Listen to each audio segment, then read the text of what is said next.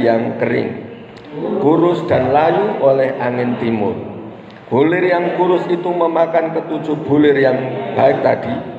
Telah kuceritakan hal ini kepada semua ahli, tetapi seorang pun tidak ada yang dapat menerangkannya kepadaku. Lalu kata Yusuf kepada Fir'aun, kedua mimpi tuanku Fir'aun itu sama. Allah telah memberitahukan kepada tuanku Fir'aun apa yang hendak dilakukannya. Ketujuh ekor lembu yang baik itu ialah 7 tahun, dan ketujuh bulir gandum yang baik itu ialah 7 tahun juga. Kedua mimpi itu sama. Ketujuh ekor lembu yang kurus dan buruk yang keluar kemudian maksudnya 7 tahun. Demikian pula ketujuh bulir gandum yang hampa dan layu oleh angin timur itu maksudnya akan ada 7 tahun kelaparan. Inilah maksud perkataanku ketika aku berkata kepada tuanku Fir'aun, Allah telah memperlihatkan kepada tuanku Fir'aun apa yang hendak dilakukannya. Ketahuilah tuanku, akan datang 7 tahun kelimpahan di seluruh tanah Mesir. Kemudian akan timbul 7 tahun kelaparan, maka akan dilupakan segala kelimpahan itu di tanah Mesir. Karena kelaparan itu mengurus keringkan negeri ini. Sesudah itu tidak kelihatan lagi bekas-bekas kelimpahan di negeri ini karena kelaparan itu. Sebab sangat hebatnya kelaparan itu. Sampai 2 kali mimpi itu diulangi bagi tuanku Fir'aun, berarti hal itu telah ditetapkan oleh Allah dan Allah akan segera melakukannya. Oleh sebab itu, baiklah tuanku Fir'aun mencari seorang yang berakal budi dan bijaksana dan mengangkatnya menjadi kuasa atas tanah Mesir. Baiklah juga tuanku Fir'aun berbuat begini, yakni menempatkan penilik-penilik atas negeri ini, dan dalam ke-7 tahun kelimpahan itu memungut 1/5 dari hasil tanah Mesir. Mereka harus mengumpulkan segala bahan makanan dalam tahun-tahun baik yang akan datang ini, dan di bawah kuasa tuanku Fir'aun menimbun gandum di kota-kota sebagai bahan makanan serta menyimpannya. Demikianlah jugalah bahan makanan itu menjadi persediaan untuk negeri ini dalam 7 tahun kelaparan yang akan terjadi di tanah Mesir, supaya negeri ini jangan binasa karena kelaparan itu. Amin. Ya. Jadi kita belajar di sini. Kalau kita baca ayat seterusnya, nah ini gini. Jadi banyak orang yang menimbun uang hartanya, menimbun emas, perak, tapi apakah mereka bertahan? Nah ternyata tidak. Karena kalau kita baca ayat selanjutnya itu banyak sekali nanti yang menyimpan uang itu nanti habis untuk dibeli makanan. Karena gini, kalaupun banyak uang tapi tidak ada yang mau dibeli, kan susah. Nah gandum ini bahan makanan pokok. Nah waktu itu ya. Nah jadi yang menyimpan uang akhirnya apa? Dibelanjakan kepada Yusuf ini, dibelinya semuanya. Karena di mana-mana tidak ada, harganya otomatis mahal, stoknya tidak ada. Jadi bahan makanan mahal. Akhirnya uang seberapapun banyaknya habis. Setelah habis mereka datang lagi. Ini orang-orang yang punya lahan ladang-ladang yang cukup luas. Ketika datang kepada Yusuf, tuanku Yusuf, apakah kami akan mati kelaparan di hadapanmu? Jadi aku minta makanan. Jadi gini, akhirnya apa? Dia minta makanan tetapi gantikan dengan ladangmu. Ya kan? Akhirnya ladangnya semua untuk orang Mesir ini diambil, dialihkan kepada Yusuf. Ya. Ini keuntungan orang-orang yang punya hikmat, yang disimpan, yang ditimbun bukan uangnya, tetapi bahan makanannya. Gitu ya. Kalau yang disimpan uangnya, Yusuf menyimpan uangnya, waktu itu justru akan mengalami kelaparan. Tetapi karena yang disimpan adalah gandum yang baik, maka pada saat masa kelaparan dia menjadi orang yang kaya, menjadi orang yang sukses. Amin. Nah, jadi waktu itu dia menimbun sebanyak-banyaknya gandum selama masa 7 tahun kelimpahan. Nah, ini berbicara tentang hikmat. Ini orang dunia kan juga tahu, ya kan? Hemat pangkal kaya, ya kan? Jadi kalau hemat, tapi jangan pelit. Maksudnya hemat itu beda sama pelit, ya. Hemat ini bisa ngatur keuangan dengan baik, maksudnya. Kalau pelit ya walaupun punya susah keluar, kalau sudah dipegang susah keluar, namanya pelit. Ya. Terus di sini ini artinya bisa mengelola. Nah, kita di dunia ini sebenarnya adalah bendaharanya Tuhan yang dipercaya, yang harus pandai mengelola.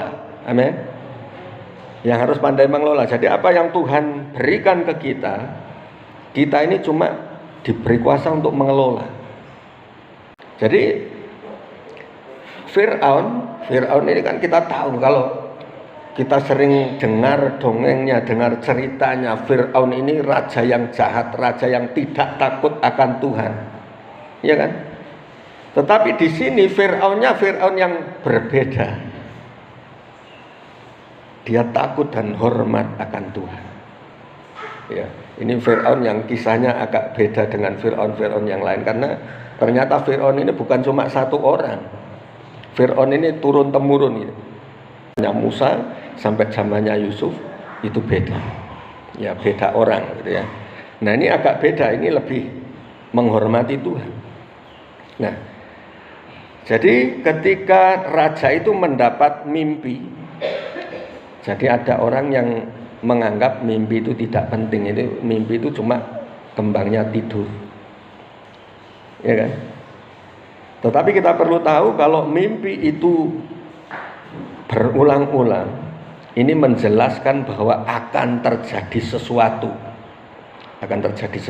Jadi peringatan dari Tuhan yang akan terjadi atas kita, gitu ya. Jadi seringkali kami juga dalam penglihatan atau mimpi itu jadi kenyataan. Ya, ini, itu makanya kita perlu berjaga-jaga, kita perlu waspada. Ya, jangan terlalu meremehkan, tapi juga jangan terlalu takut ketika mendapat mimpi. Ada solusinya, gitu ya. Tapi seringkali kalau orang-orang dunia ini seringkali nunggu kejadian, nunggu terjadi baru oh bener ini. Padahal seharusnya kalau kita di dalam Tuhan itu bisa mencegah, bisa doakan supaya tidak terjadi yang lebih parah seperti yang diperlihatkan. Jadi kami tahun 2022 menginjak tahun 2023 itu kami berdoa, dan Tuhan perlihatkan di Indonesia akan terjadi banyak kecelakaan, terutama yang paling besar ini kecelakaan pesawat.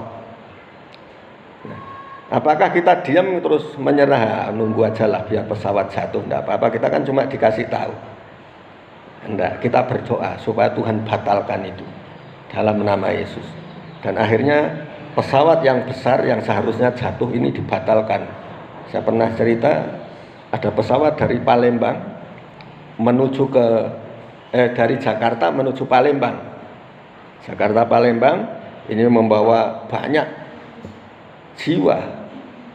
Ini sudah mulai terbakar sayapnya. Jadi sudah mau terbang ini. Terbakar sayapnya, akhirnya balik lagi, bisa dibatalkan. Amin. Nah, terus akhirnya kejadian juga di Jambi, itu Kapoldanya Jambi. Pesawat besar nggak jadi, yang terjadi helikopter jatuh, tetapi tidak sampai binasa.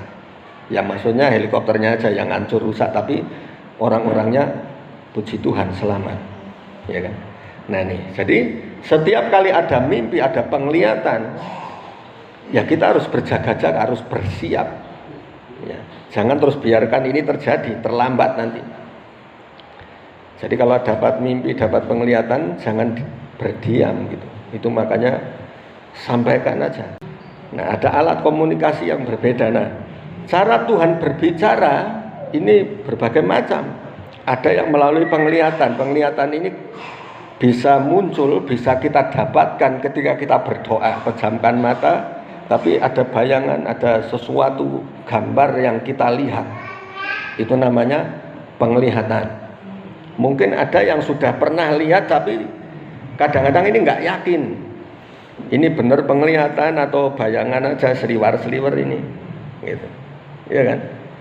Seperti contoh Yosef waktu itu pernah kayak gitu juga. Saya pernah lihat itu doa, tapi nggak yakin kalau itu penglihatan. Lihatnya apa? Oh, ada orang mondar-mandir, kakek-kakek. Bisa tahu itu kakek-kakek lah gimana. Nah itu yang namanya penglihatan, saya bilang. Nah, jadi kita belajar untuk menangkap ya, bagaimana Tuhan berbicara. Nah kadang-kadang ada orang yang saking bandelnya, ini seorang nabi namanya Bileam, Balak ya. Bileam ini diundang oleh Balak, Raja Balak ini orang yang mau mengutuki bangsa Israel. Bileam ini nabinya Tuhan, tapi seringkali dibayar untuk mengutuki orang. Jadi ada namanya maju tak gentar membela yang bayar. Jadi kalau dibayar baru datang untuk melayani. Nah ini Bileam ini dipanggil untuk mengutuki bangsa Israel, padahal ini nabi Tuhan. Nah, karena saking bandelnya, karena lihatnya adalah bayarannya yang besar, karena ini dari raja, dia datang naik keledai. Orang yang bodoh, orang yang bandel, Tuhan pun pakai cara, pakai hewan yang paling bodoh, namanya keledai. Bagaimana cara bicaranya? Jadi di tengah jalan dia dicegat oleh malaikat yang dengan pedang yang menyala-nyala. Terus si Bileam ini lewat, si keledainya tidak mau. Keledai ini justru lihat ada malaikat di depan. Nah terus akhirnya dicambuk sama dia. Dicambuk, bukannya maju, malah si Bileam dijepit di satu tembok ini. Kakinya kejepit. Akhirnya Bileam marah, kenapa ini kalau kan langsung dicampuki. Si keledai langsung bisa bicara. Jika engkau melihat apa yang aku lihat, tentu kamu tidak akan lakukan ini. Ya. Ini jangan sampai kita ditegur oleh hewan yang paling bodoh, karena kita ini orang bodoh gitu. Nah karena kalau orang pintar yang negur orang pintar juga, amin. Jadi masih terhormat. Kalau sampai yang negur keledai ini kita dijatuhkan harga dirinya, iya kan? Ini orang paling bodoh, hewan paling bodoh namanya keledai. Nah kalau yang negur orang pintar, wah masih terhormat lah, karena dia lebih pintar, puji Tuhan ditegur. Nah itu ya. Nah jadi cara Tuhan berbicara ini kepada Fir'aun. Fir'aun ini terkenal raja yang keras, raja yang bengis gitu kan. Kalau yang kita dengar dari cerita-cerita. Tapi di sini ketika menerima mimpi yang dari Tuhan. Nah, kenapa dibilang mimpi dari Tuhan? Karena ini jadi kenyataan. Mimpinya melihat 7 ekor lembu yang gemuk. 7 ekor lembu yang gemuk. Terus di sebelahnya juga ada 7 ekor lembu yang kurus. 7 ekor lembu yang gemuk dimakan oleh lembu yang kurus. Ini kalau dipikir secara akal kan nggak masuk akal, namanya lembu makan lembu. Ini enggak ada ya kan. Yang ada kalau lembu yang makan siapa? Singa ya kan. Ini lembunya lembu gemuk justru dimakan lembu yang kurus. Ini kebalik juga. Nah, ini kalau pakai logika, tapi karena ini adalah firman Tuhan melalui mimpi ini. Terus ada 7 bulir gandum yang subur, yang gemuk buahnya. Terus ada bulir gandum yang kurus, layu, kering. Nah yang gemuk dimakan yang kurus lagi. Nah ini Tuhan sampaikan pesannya berulang-ulang, sehingga ini peringatan yang cukup keras ya kan, yang harus didengar. Nah, di sini dikatakan bahwa Fir'aun mengundang banyak ahli nujum, ahli jampi-jampi. Ya kan? Mereka semua tidak ada yang bisa mengartikan mimpi ini. tidak ada yang bisa. Lalu datanglah seorang juru minuman yang pernah dipenjara bersama-sama Yusuf.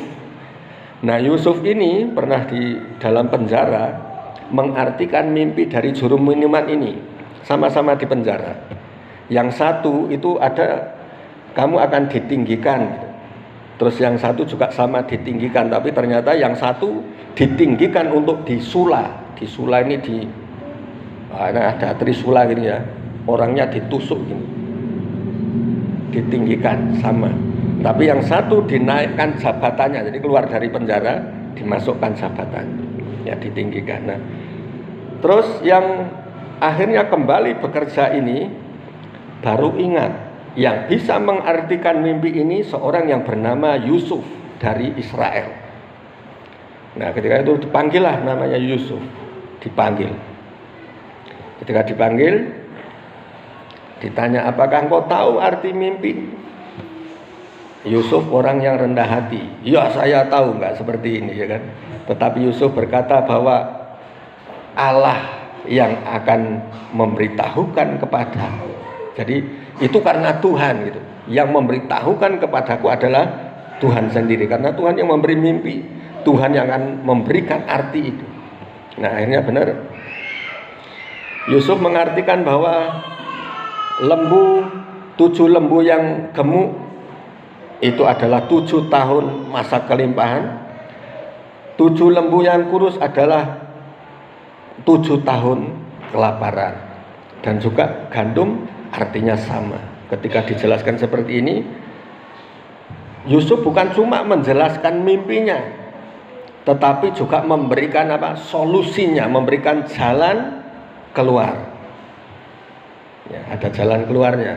Tetapi banyak ya kita lihat orang-orang duniawi, orang-orang indigo, orang-orang yang punya indera ke-6, bahkan ada indera ke-10 mungkin ya kan, karena sangat tajam pemandangan rohnya. Itu seringkali bisa melihat tetapi tidak punya solusi, ya kan, nggak ada jalan keluarnya. Tetapi Yusuf yang dipimpin oleh Roh Allah ini bisa melihat, bisa mengartikan, tetapi juga memberikan solusinya, memberikan jalan keluar. Nah, seperti ini yang dijelaskan tadi di ayat yang selanjutnya, dikatakan bahwa tuanku Fir'aun haruslah menempatkan atau mencari seorang yang berakal budi dan bijaksana. Oleh sebab itu baiklah tuanku Fir'aun mencari seorang yang berakal budi dan bijaksana dan mengangkatnya menjadi kuasa atas tanah Mesir. Baiklah juga tuanku Fir'aun ya, mengumpulkan penilik. Artinya ini ada orang yang menilik, bisa ditugaskan kemana saja diutus gitu ya, supaya memantau.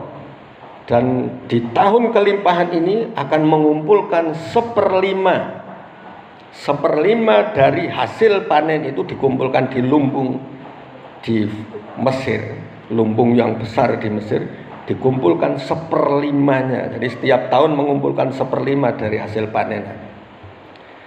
Nah, terus jadi dikatakan seperti ini. Tapi kalau ayat selanjutnya dari ayat 37 ini kan sudah melewati perikop ya. Nah, ini Fir'aun ini berkata seperti ini, tidaklah ada orang yang sebijaksana ini di negeri ini, karena engkau sudah memberitahukan makna arti mimpi ini. Jadi engkaulah yang harus berkuasa. Mulai saat ini aku melantik engkau berkuasa atas Mesir. Nah, jadi karena memberitahukan ini, si Yusuf diangkat berkuasa atas Mesir. Berkuasa atas Mesir, menjadi raja kedua. Kalau zaman modern itu namanya Perdana Menteri. Perdana Menteri ini punya kuasa yang besar. Panglima itu bisa kalah kuasanya sama Perdana Menteri, ya, bisa diperintah sama Perdana Menteri gitu ya. Jadi Yusuf ini dipakai luar biasa ya, karena apa? Roh hikmat yang dari Tuhan. Amin. Nah, kita di akhir zaman ini juga membutuhkan namanya roh hikmat ini. Roh hikmat ini satu kebijaksanaan, roh pengertian, pewahyuan yang dari Tuhan. Itu makanya tadi dari awal kok Tuhan perlihatkan ini ada selubung hitam gitu, nutupi. Ini supaya apa? Iblis tidak mau kita semua menerima wahyu dari Tuhan, roh hikmat dari Tuhan. Karena kalau menerima ini, kita semua akan terbebas dari segala masalah yang akan menimpa besoknya. Nah, itu makanya kita berdoa supaya terbuka ini. Setelah terbuka, nah Bapak Ibu Saudara bisa menerima hikmat yang dari Tuhan ini. Amin. Nah, bagaimana memperoleh hikmat dari Tuhan? Karena kalau hikmat manusia itu sejak lahir ceprot itu sudah nanti ada punya hikmat manusia sendiri. Ya, punya hikmat ini punya akal sendiri. Ya kan? Nah, jadi hikmat manusia ini bisa mengakali sendiri, tapi ini hikmat yang dari Tuhan. Kalau hikmat manusia ini sangat terbatas sesuai dengan masalah yang dihadapi sendiri. Ya. Nah, ini hikmat yang besar yang dari Tuhan. Bagaimana cara memperolehnya? Itu kitab Amsal dikatakan hikmat, takut akan Tuhan adalah awal dari hikmat. Yang pertama, takut akan Tuhan. Amin. Takut akan Tuhan itu seperti apa? Jangan seperti takut hantu. Jangan dibalik. Takut akan Tuhan beda dengan takut melihat hantu terus gemetaran terus terkencing-kencing di tempat. Enggak seperti itu, ya kan? Namanya takut akan Tuhan ini artinya menghormati, menghargai Tuhan, menghormati kekudusannya. Nah, lebih takut akan Tuhan daripada takut akan manusia. Ya, belajar untuk takut akan Tuhan. Nah, ini jadi kita belajar dari sikap hidup kita, dari cara kita berbicara, dari cara berpikir kita. Orang yang takut akan Tuhan kan kelihatan. Coba di sini yang rumahnya jauh sana, saat mau beribadah, ya kan, kita kan pasti mikir dulu, wah ini jauh, percuma lah sampai di sana, cuma ibadah saja. Ada yang semacam ini. Tetapi kalau orang yang takut akan Tuhan, dia akan mati-matian rela untuk cari Tuhan walaupun jauh. Amin. Berusaha mati-matian. Saya pernah pelayanan di satu kampung, jadi ini namanya perintisan. Di daerah itu belum ada gereja. Yang Kristen cuma berapa waktu itu? Satu keluarga di daerah pegunungan, ya, di satu pegunungan gitu. Nah, jadi kalau mau ibadah di gereja, kami harus menempuh perjalanan kurang lebih 2 jam. 2 jam pernah naik motor. Si Vina ini sempat nyangkut di pohon kelapa. Ini perjuangan kita. Kenapa bisa nyangkut di pohon kelapa? Jadi pas naik motor, karena ini jalan terlalu curam. Terus waktu itu saya nggak biasa naik motor koplingan. Nah, habis lepas kopling, langsung loncat ke kebun jagung. Nah, Vina sudah nyangkut di pelepahnya kelapa gini. Saya cari, di mana anakku ini? Di mana? Nah, langsung dia teriak, ayah, aku di sini. Sudah nyangkut di pelepah kelapa. Untungnya ini bisa nyangkut gini. Nah, ini yang luar biasa. Ya, ini perjuangan. Yosef waktu itu masih bayi, jadi digendong sama ibunya. Karena takut waktu itu jalannya sangat tajam, dia digendong, diajak jalan. Nah, ini perjuangan untuk ke gereja seperti itu. Ya kan? Nah, kalau kita lihat orang yang dekat aja ke gereja ini malas-malasan, bagaimana punya rasa takut akan Tuhan? Di mana rasa takutmu akan Tuhan? Ya kan? Berarti nggak ada rasa takut. Cuma kalau butuh aja datang. Ya kan? Nah, ini kita percaya bahwa takut akan Tuhan ini kelihatan dari apa yang kita kerjakan, apa yang kita usahakan. Nah, itu ya. Jadi kami waktu itu sampai seperti itu, lebih takut akan Tuhan daripada takut nyangsang di pohon kelapa, ya kan? Saya lebih takut akan Tuhan. Kalau dipecat sama Tuhan bahaya, ya kan? Nah, jadi ini perjuangannya, belum lagi ongkosnya, belum lagi apanya, macam-macam. Karena di pegunungan itu, Joel pernah saya lihat, kalau lihat di daerah Pacitan, kalau itu saya sudah bisa nyetir mobil, ya kan, enak, itu sudah cembus jalannya kayak gini. Joel sampai kaget lihat saya, karena dulu waktu itu masih meremehkan saya nyetir di sini. Meremehkan saya, jangan lewat Nyogan Pak. Kenapa?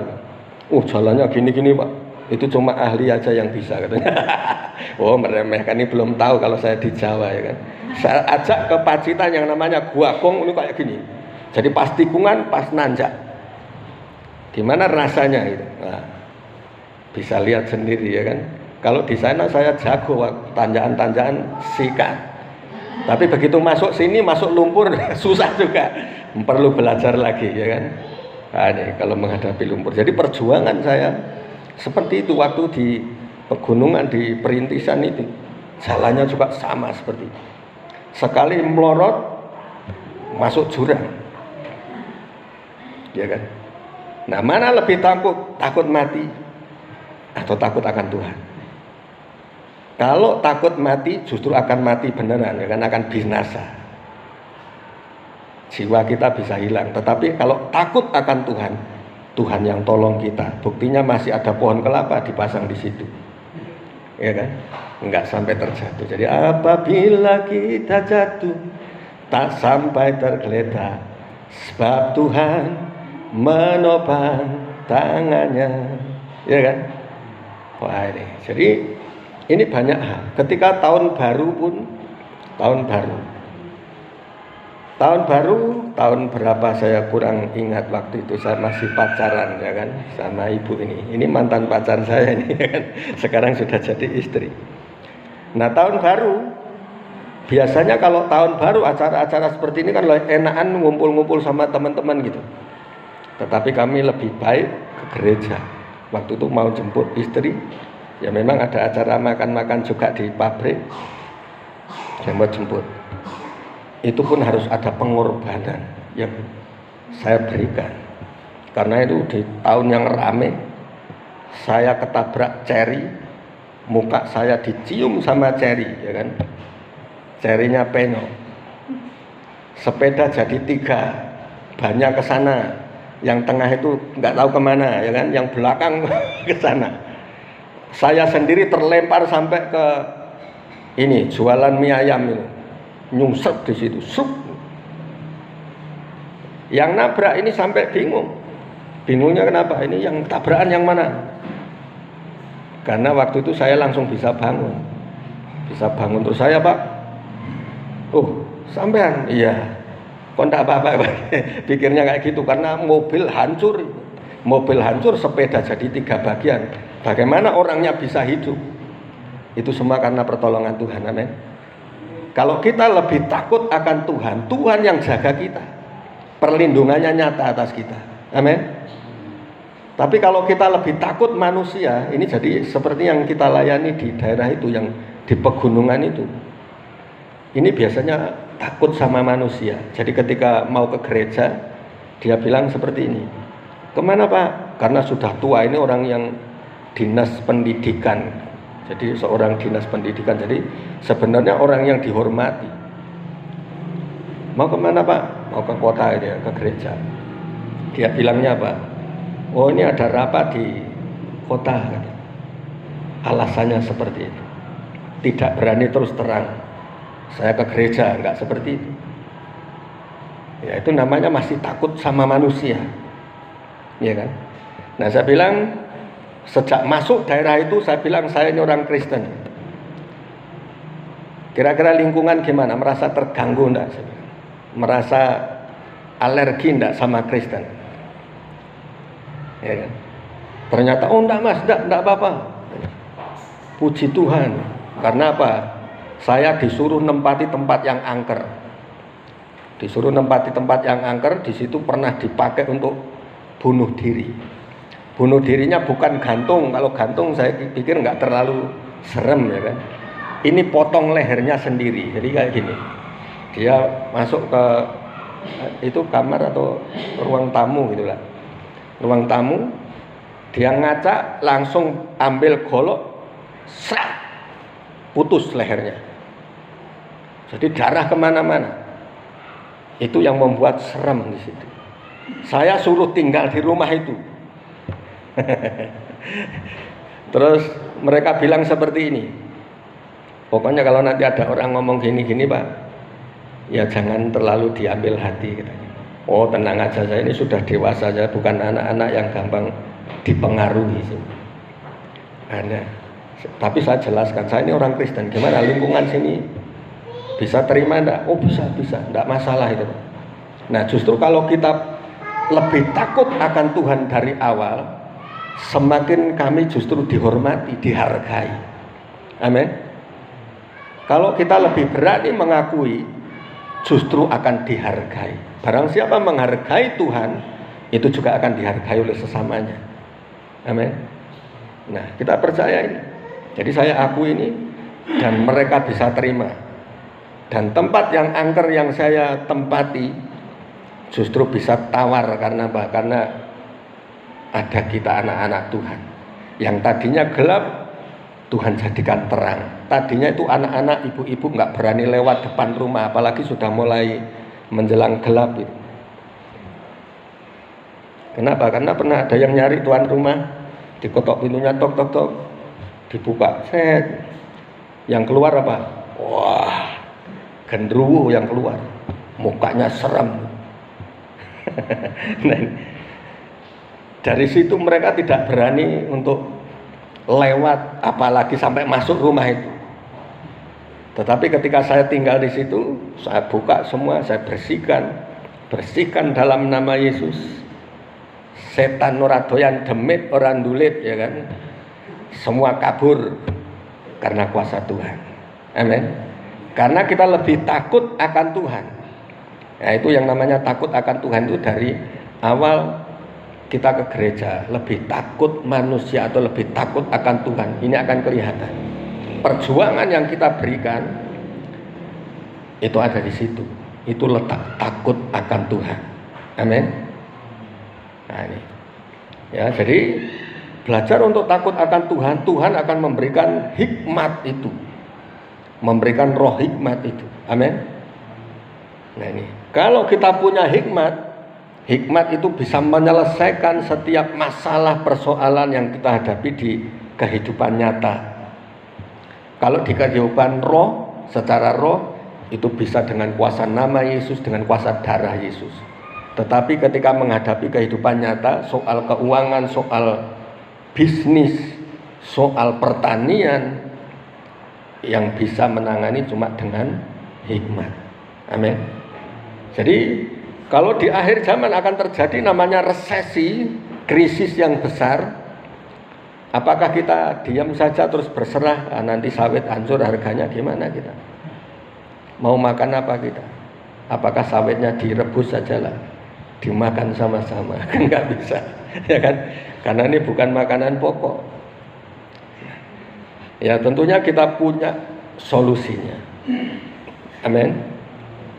Jadi seperti kami yang sama Pak Ayub mau bekerja sama untuk bikin ternak ayam, itu salah satu solusi. Karena kalau nanti harga sawit turun, kita masih punya jalan keluar untuk keuangan. Kalau jemaat memang berminat, lakukan. Karena apa? Ini untuk menyelamatkan kita dari krisis juga. Amin. Nah ini, jadi jangan mengandalkan ke satu pintu, tapi kita belajar untuk berbagai hal untuk selamatkan diri dari krisis yang akan datang, gitu ya. Entah nanti mungkin ada lagi ide apa ya, lagi bisa kita lakukan, karena banyak lagi. Kemarin dikirimi apa namanya pohon alpukat. Pohon alpukat ini saya coba nyoba aja. Ada namanya Miki, ada namanya aligator. Nah yang namanya Miki ini yang buahnya sekilo cuma isinya 2 biji. Kalau aligator sekilo 1 biji. Nah, kalau ini untuk bisnis luar biasa, ya kan?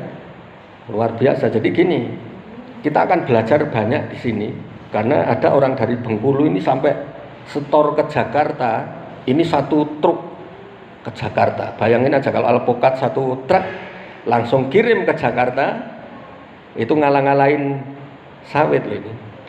Sekilo 20.000, 28.000 kirim ke Jakarta. Bisa ekspor gitu, ya kan? Nah ini jadi ini salah satu contoh saja kalau kita ini bagi Tuhan, kalau kita punya hikmat Tuhan, selalu ada jalan keluar. Amin. Selalu ada jalan keluar. Yang satu buntu, yang satu kebuka. Ya kan? Jadi ada 10 pintu tertutup, ada 1000 jalan terbuka bagi Tuhan. Amin. Ini di mana ada hikmat Tuhan, selalu ada jalan keluar. Gitu ya. Jadi gini, jadi jangan kita berdiam diri, tetapi cari Tuhan supaya kita mendapatkan hikmat itu dan bisa menyelesaikan apa yang kita hadapi sekarang. Selesaikan masalah dengan hikmat dari Tuhan. Jangan mengandalkan pikiran kita sendiri, kekuatan kita sendiri terbatas. Mikir dikit udah stres aku, udah darah tinggi, kolesterol tinggi, ya kan? Tetapi kalau kita berserah sama Tuhan, selalu ada itu ide-ide baru. Amin. Nah ini muncul ide baru, ya seperti contoh, pelihara ayam, bisa lakukan. Bagaimana jualnya? Gampang. Sekarang ini model online, upload aja di Facebook itu langsung yang nyari banyak itu, ya kan? Sekarang pembeli yang akan datang yang nyari. Nah itu. Ini ya, jadi banyak hal yang bisa kita lakukan. Yang ada jalan keluar, ya karena Tuhan adalah sumber jalan keluar, sumber kekuatan kita.